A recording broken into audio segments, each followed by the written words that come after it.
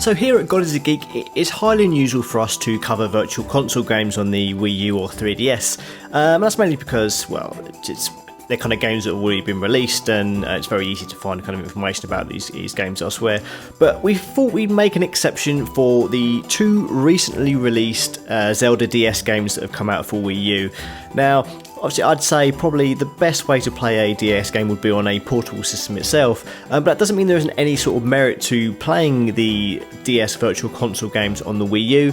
It's just not quite the same experience. But moving on to the two games in question, that is Legend of Zelda Phantom Hourglass and Legend of Zelda Spirit Tracks, these are probably two of the more controversial Zelda games out there, mainly due to the rather unique control scheme that relied almost entirely on the touchpad by using the stylus to move Link around, to attack, roll, draw on a map, all sorts of things like that. And it didn't please a lot of people that they had to rely on using those stylus controls to control Link, especially those of us that have been more used to using the D-pad for controlling Link for so many years. And I think that's kind of unfair to both of these games. They're not perfect in their approach to the stylus controls, but they're still very enjoyable. And the way I like to see these handheld Zelda games is that they're sort of experiments. They're very experimental compared to the main console games. Even dating back from Link's Awakening on the original Game Boy way back in the early 90s, that was already a very different game to what we'd usually expect for a Zelda title, even at that kind of early stage. And I think the same is very much true for these two DS games. Of course, they have the usual kind of Zelda gimmicks in Phantom Hourglass. The main gimmick is there's a kind of big dungeon that you have to sort of kind of play through multiple times, but the further you get through the game, it's multiple floors, so the more you get through the game, the easier it is to get through some of those earlier floors because you've got new items, almost sort of like a Metroidvania style thing. Meanwhile, Spirit Tracks is notable because of its use of trains and these kind of weird pan pipes that you actually have to blow into to play particular notes to do various things throughout the game. They're both very good Zelda games, and it's quite nice to see them available in a new form. Not quite sure why Nintendo are releasing these digitally on Wii U, but kind of not bothering to do the same thing for 3DS. You can play these games on the 3DS using the original cartridges, just put it in the usual cartridge slot and it'll work, just like any other DS game on the 3DS. But it's kind of weird that Nintendo aren't offering these as digital downloads, because you think it'd be quite a good perfect fit.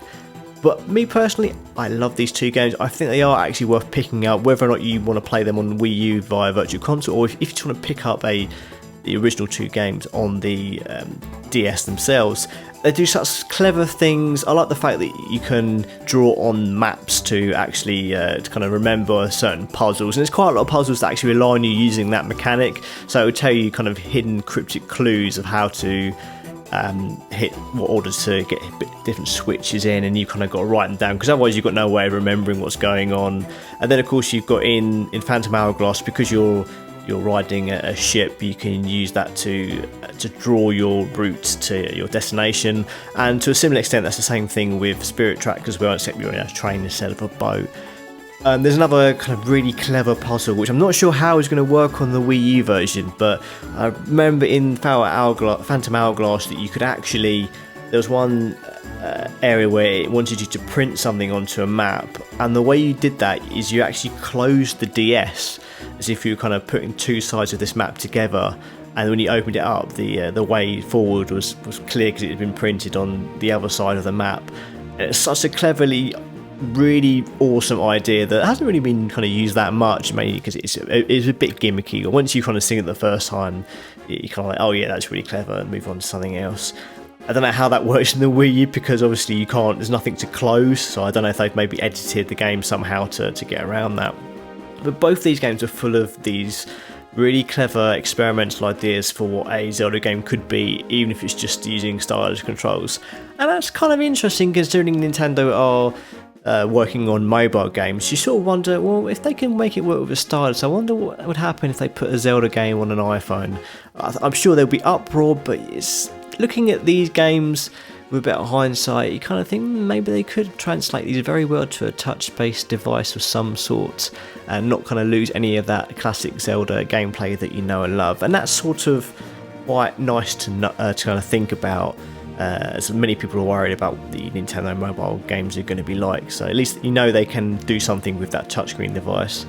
But going back to these two games, they are fantastic. If you buy them both right now, you get a discount for both of them, getting both of them at the same time as well, which is also another incentive to buy it.